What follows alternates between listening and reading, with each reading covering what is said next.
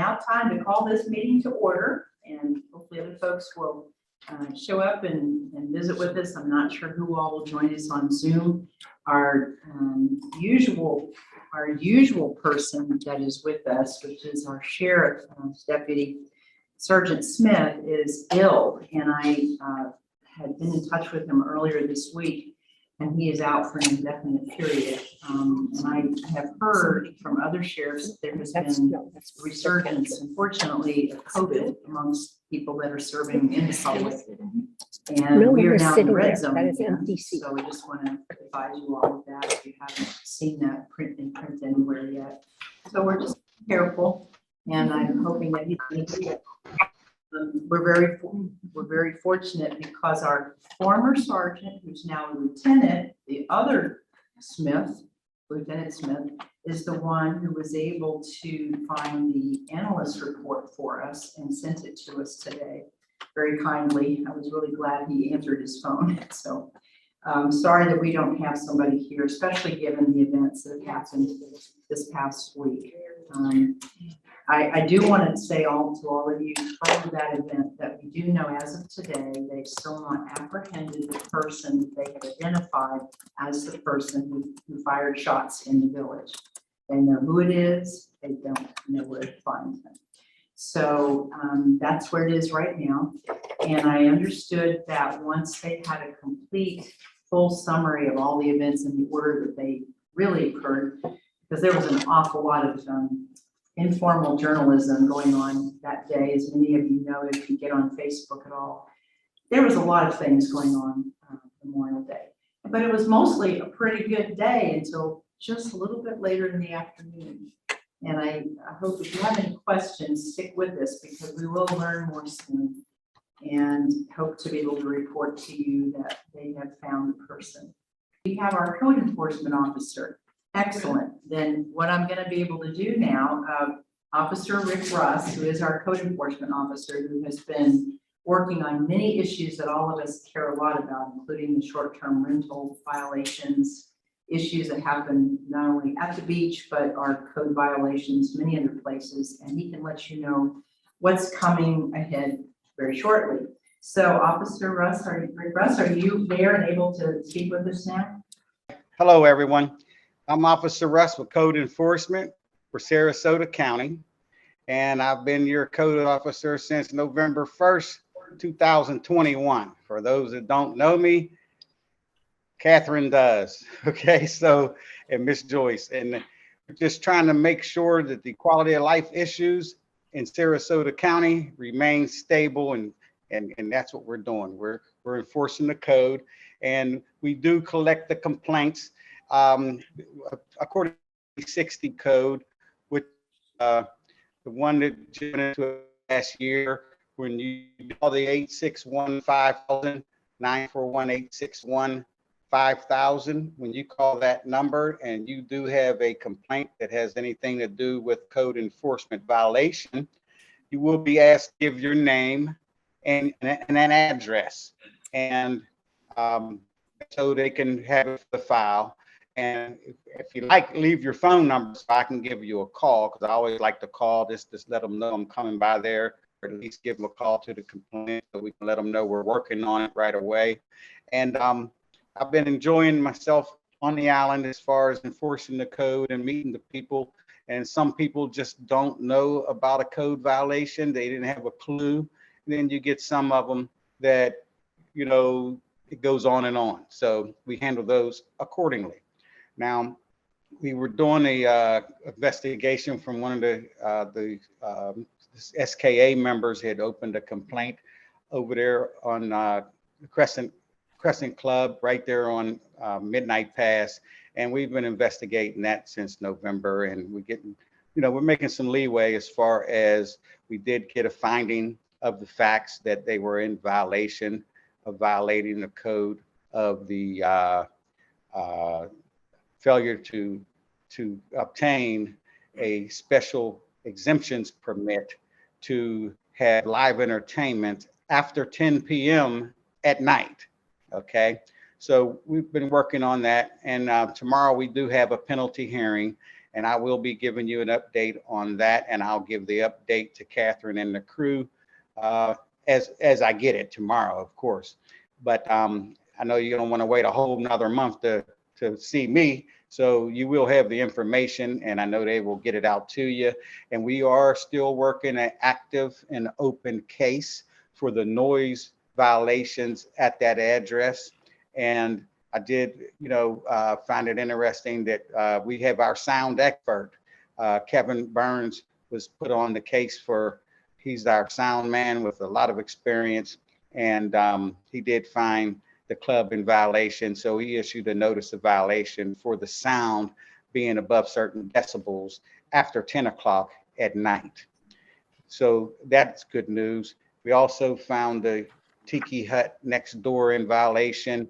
And since then, we've just been monitoring both places. So it seems like that it's coming along pretty good, actually, on both places as far as the sound violation. And we haven't, we've been out there a few times a week. And, right now it's kind of been stabilizing. So code enforcement works, folks. And if you do have any complaints, feel free to give us a call, and you can dial the 941-861-5000. That helps because, when you open the complaint, you just explain of the situation of how it's affecting your quality of life or how it affects the community quality of life in the area. And that's what we have to do. We have to work together as the public and work together to try to get these issues solved. And if it takes a special magistrate, then we will be in front of the special magistrate to get it done, because all we do as code enforcement is enforce the code. I can't give them a penalty myself, and I can't make them do anything other than bringing them in front of a special magistrate so they can explain why they're violating the code. And we do have a few other things coming up in the future. I know the sheriff's not on here. I did meet with a couple deputies, and we do have some cases we're working on right now that is going to involve combining zoning with environmental, and that's going to be kind of a combined notice of violation. So we're just perfecting it so we can present it and try to get some things cleaned up out there on the beach. Okay. I know we had a few short-term rental violations I've been working on, and a few of them I've been working on for months. I'm still finding some violations, and I'm moving forward on the cases. So I don't have an exact upcoming one yet. I do have two coming up on for the special magistrate. So they haven't been brought to a evidentiary yet, but that's in the works right now. So things are moving slow, but they are moving. And I just appreciate the Siesta Key Association for allowing us to at least get back to people.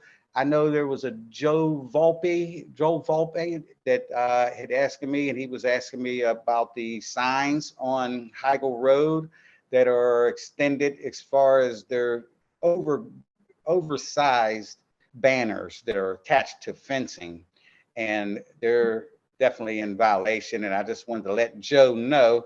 Usually I'm there in person, but I didn't come today as in person, but I wanted to let Joe know I've got that property. We will be sending out the notice of violation. I do have that in the scopes to do a re-inspect as soon as that does go out. That way we can make it look a little nicer out there. No one wants to see big old banners in their neighborhood unless you just happen to have one that's advertised and there's, they got their own kind of permitting for that. So any individual properties and commercial properties, code enforcement does with zoning. We have some rules and laws that we have to abide by, and we don't mind visiting the property. And if we find a violation, we will give them a notice of violation and give them a chance to straighten it out. Catherine, is there anything that I'm missing as far as any updating at all? I will have some news tomorrow, like I've said, from the penalty hearing. So we'll see what's going on Midnight Pass and see what's happening there. And I just thank you out there for helping us, trying to narrow some of these problems down. And Joe Volpe, that one, we should be looking a lot better real soon. And if there's any, it was one other one that I was working on and I'm still working on. I'm ready to do a notice of violation on. It's down there. I want to say it's at 6645 over there at Midnight Pass. Someone opened on there that one of the key members that there was trash in the back, trash and debris. And I remember when they first asked me about it after I first got the area, I did go by there and talk to them, and they seemed to not want to be improving. So we had to do a notice of violation, and now I have to move ahead and do a re-inspect and see how we're going to make it work with these individual condo owners that are in these business malls. So that's what I have for today. If there's anything you need to ask me, you can, I can, accept the email. My email is rkruss@scgov.net. And I thank you very much for listening.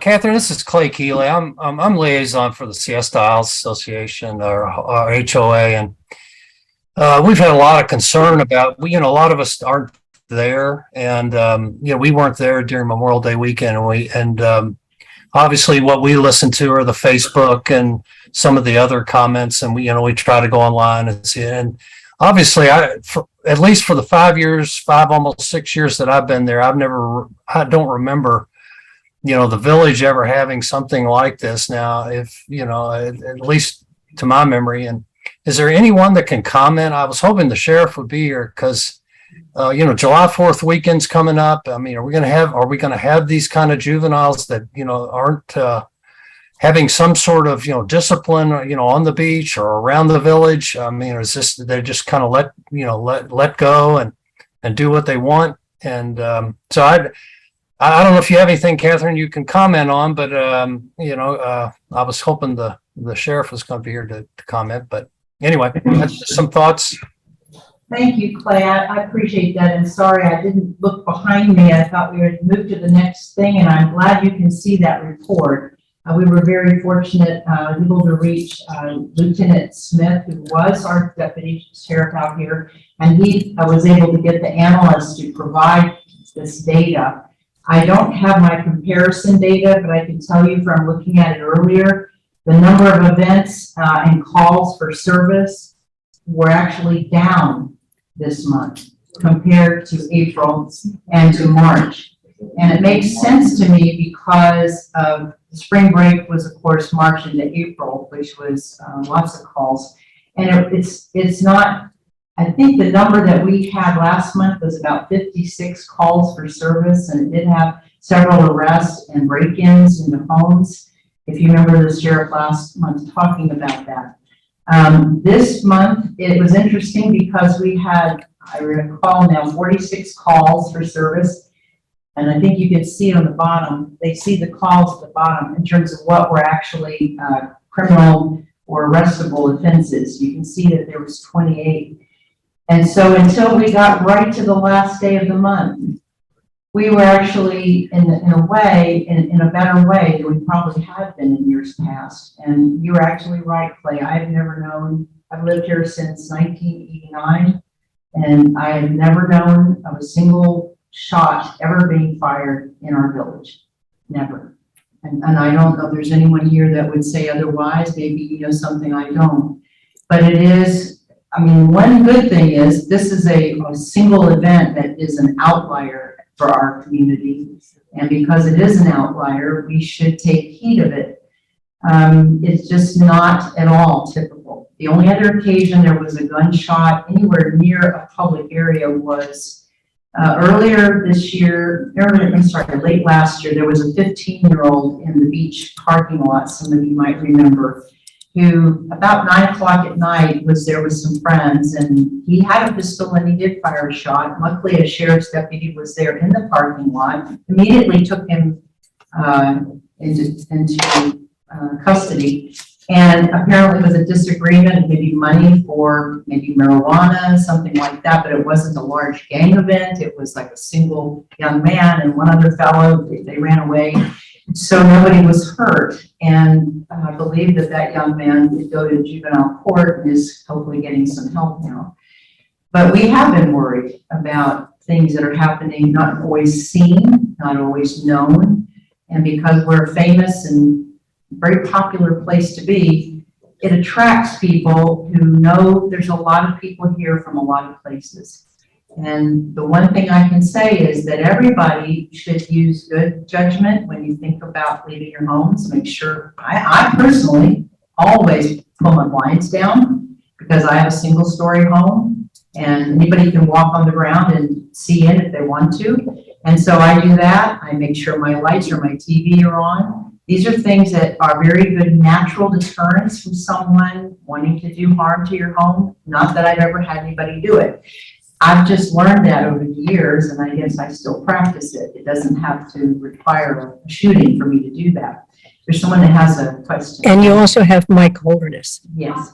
I just want to say that, as you know, I've lived in Sarasota since 1969, and I've never seen I heard of a shooting, which is why I'm so surprised that no one from the sheriff is here today to address this when all of us are so upset about what happened. To have no one here is really a slap in the face. Yes, I do believe the voice person that would have been here is sick. What I am concerned about is that we don't have someone else who arrived. And it's hard to go to someone's top commander, although I would not mind doing it, to ask Sheriff Hoffman if he would be willing to come and with this lieutenant, who I believe the lieutenant was the one on the news. If you watch the news about it, there was his next in command that did handle some of the questions about it. That would have been wonderful to have, and I didn't know until last night that our guy was not going to be here. And I do believe that he's ill. I think several are ill, not necessarily just from Sarasota. I think there are others too. But the one good person that did respond to me to get me this analyst report was our former sergeant. He answered his cell phone, private cell phone, right? And he's now a lieutenant. So I'm How about a encouraged by statement that. at least? How about a statement? Like, Something. hey, I'm sick, I can't be there, but this is a really big deal to me, okay? It sounds like everyone's just sweeping it under the rug. Oh, Exactly. you know, you want to close your blinds. That wasn't the problem. The problem is there's 1 million people in the village. I was going to Summer House for dinner the other night. There's kids with drinks, underage, walking in the middle of the street, blocking the intersection, talking to people, driving on golf carts. And you know what? There's nobody there. There's nobody there to stop them. So that's the problem. So we That is the problem. That is the problem. That's the issue. It's not so much, we're worried about, our houses at this point. It's more about the rowdiness on the beach. There doesn't seem to be like there's any kind of order. It's just, they just kind of freewheeling. And I just don't remember that. I certainly don't remember it 5 years ago. And, I was hoping that we could get somebody to address that at this meeting, but I understand what happens when people get sick, but I think the next meeting should be. Hey, Gene, do you want me to clear this up? So wait just a minute. Michael, let me finish Catherine, this, what people are saying here. First of all, I want you to know that all of us on this board were communicating with each other after this happened. One of my neighbors rode his bicycle home. I had just come on the key when 3 Suburbans in blue lights passed me flying. So as I got home from a very peaceful day at a cemetery where nobody was doing anything wrong there, I got surprised when I got back and found this had happened, and my neighbor had heard the shots. So we were all immediately in touch with each other and immediately concerned about it and waiting for the news. I immediately wrote that evening to the sheriff's office, just so you know this, and said, as soon as you have a complete report that you can provide to us, please send it to me so that we can relate it to our meeting today. I have not received a report, and I'm assuming that is because they have not completed their investigation. That's my best judgment. But I think you're right. It is right to be afraid. It's right to be angry, and it's right to say, look, we've been seeing things for quite a while now that tell us things are not calm. I mean, not that people can't be festive, but there are unusual events and we're seeing them every day. Prevention. We want to talk about how do we prevent this. Why aren't there 4 police officers walking up and down, right, on a regular basis, just walking on both sides of the street? There is nobody there. We can ask, They're we there can at 9 ask. o'clock at night in front of the beach club. They're lined up there at 9 o'clock at night. Prior to that, there's no police. All right, But at 9 o'clock, we can you got a take it. line of 100 people from who knows where going to the beach club, and the sheriffs are all lined up in front. That's it. That's the only time you see it. right. Yes, let me, one other comment here, quick. From you. No, Yes, there were things that preceded this that could have alleviated the whole situation, because there are flash mobs that have been coming to that beach, you know? There was one on St. Patrick's Day. I witnessed this and called the sheriff. They were on private property. There were over 1,500 kids. The sheriff stood there. There were 3 deputies on the beach, or 4 deputies, waiting 4 hours before they cleared all of these kids. They did not arrest or cite one of them. They just told them to leave. They waited for backup for 4 hours. was this just this week or so, you're saying, or the earlier in the year? I was there as well, at the beach club, actually, watching it And unfold. They then blocked traffic. when they finally dispersed them from the beach on St. Patrick's Day, there were at least 1,500 kids. Dean, I know, Mike, Catherine's waiting for you. Someone else is talking. They dispersed them. Nothing was done, not one person.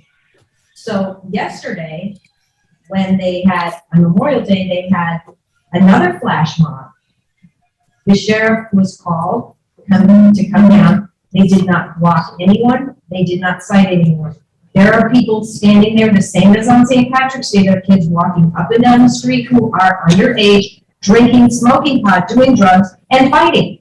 They do nothing. They did nothing. Were those actions in front of officers seeing There them? are Yes, officers, and yes. some are there. When they were there for 4 hours waiting to disperse them, they watched. They stood there and watched. The kids did not change their behavior. They may have stopped fighting on Memorial Day.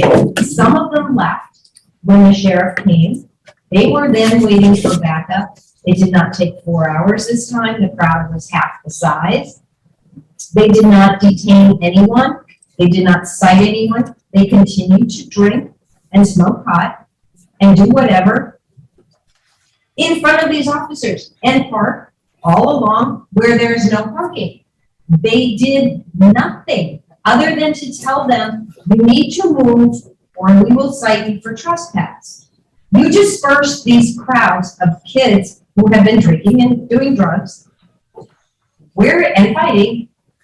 Okay, where are they going? They're going into the village, they're going down the beach. In these large crowds.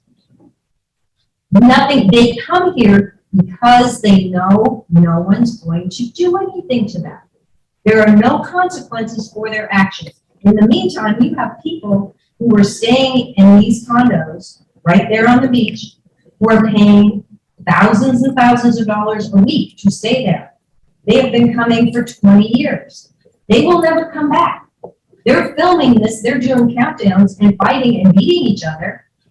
And these people are bringing their families into their house because they're afraid to go on the beach. One guy had a fight. Okay, can we let Mike talk now? Let me just also let you all know, I have viewed quite a few of the incidents on Facebook. I do keep up with that on all of the areas that I know about. And because of that, they have a lot of data now to talk about, I think, in terms of enforcement. That's my expectation. And then before I get to the next comment, I just want to tell you all that in the last few days, I've already got a community of people who are willing to look at what we need to do lawfully, legally, to enforce the things that we already have in place. And we are going to do that. There's people up and down the key they're very active people in the community. The whole, the I Love Siesta Key community, they're always so positive.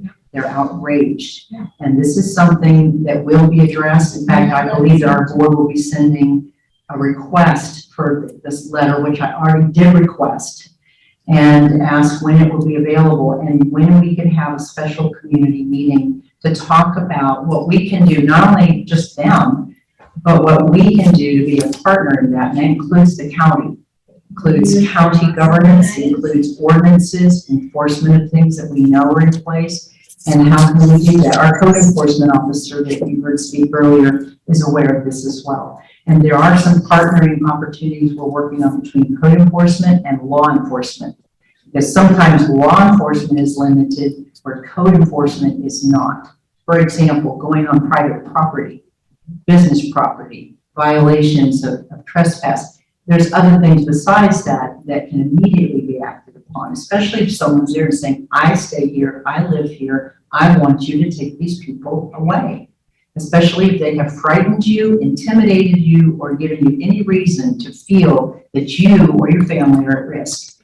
Being afraid of harm is still considered assault, and you may not realize that. But the feeling that you could be harmed, and yes, I was in fear of my life, is considered an assault, whether someone touched you or not. The verbal statements that people make and their actions still count. Don't underestimate that. And we're going to write a letter and we're going to do this. And I did speak with several press people, some of you may know that, but I am aware that they had a press meeting with several people from the news the next day at about 11 in the middle of the day. And I don't have a copy of what was done at that meeting. But I think, as you've noticed in the news media, dribs and drabs are coming forward. And I think that what they're doing is their own type of surveillance, because I do know our sheriff's department does do digital surveillance. This started a long time ago. They're aware of when the triggers for flash mobs start. They usually pick areas where they know the sheriffs aren't. As you know, they all say, okay, it's good now, go over here. We're aware of that, but what they have to do is find a way to keep areas of high use, like during holidays and in the village, areas where there's children, there's dogs, there's people on bicycles, there's people who could fall in the traffic. There's any number of incidents that happen as an unintended consequence for the most part, because these kids are, whoever they aren't thinking clearly for a lot of reasons. So we have to do something to have that protection in areas of the greatest risk. And we got to do it soon. And I am with you all, and we are going to do that. And I know Mike has one other thing. Yes, Mike, go ahead. Okay, you can hear me okay, Gene? Yes. Okay. Here's the global issue. Sarasota County is a minority holder. They own 10% of the beaches, which means 90% of the beaches do not have park and rec rules that our great deputies can live by. Okay? So, but the problem is the county marks 100% of the beaches as public beach. So recently I even offered them some land, unlike Mike Constantino lied in the paper about today. Okay, Mike. And the point is, the county said it was at a zero cost. The county said, we don't want a lifeguard because we don't want to manage the liability. Because one of the conditions in them acquiring the land where the shooting took place in the same area was they would put in a lifeguard and they would put in park and rec rules for our great deputies to live by. The county did not want to do it because there is a fear of they would have the liability.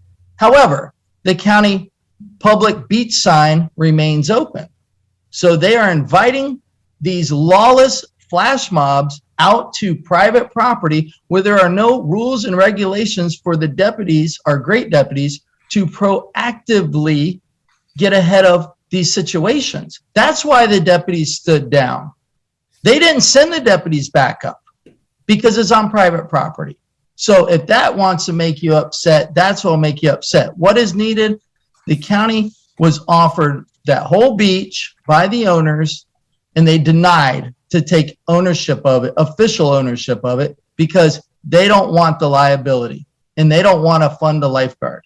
That's why the problems continue over and over and over, because they are promoting private land as public beach with no rules and regulations, period. Okay. Catherine, you said that one of the things you're doing is working on getting a meeting.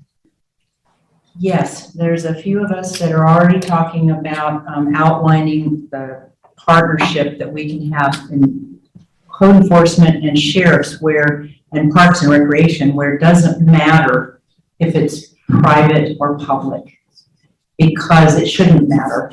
And we tell everybody, if you see something, say something. But it is obvious that when you see 3 sheriffs who want to do something and they're forced to stand down when they can witness what is going on at a distance of maybe 500 feet or a football field, but they can't go there, there's something very wrong about that. And so we're looking at not only preventative measures that may prevent large numbers of people being able to access areas. For example, if they don't have a use permit. We tell anyone that wants to put on a public event, if you're going to have a wedding, if you're going to have a large family picnic, if you're going to have Crystal Classic, whatever, you're going to have a lot of people there. And because of that, it deprives other people of the use of the areas. And you have to manage, you have to have safety, you have to have regulatory, you have to have parking. That's one of the things we're working on now. How many people would you call the right number for us to say, if more than, say, X number of people arrive at a place, do those people who obviously are there together for a purpose, should they have a temporary use permit to gather if it's more than 50 people, taking up a fair amount of space, doing some agreed upon activity? These are questions that we have. And so we are thinking about a lot of strategies that will be preventative, but also allow the sheriffs, allow the code enforcement, and allow the parks to enforce the regulations that we have. And I do, well,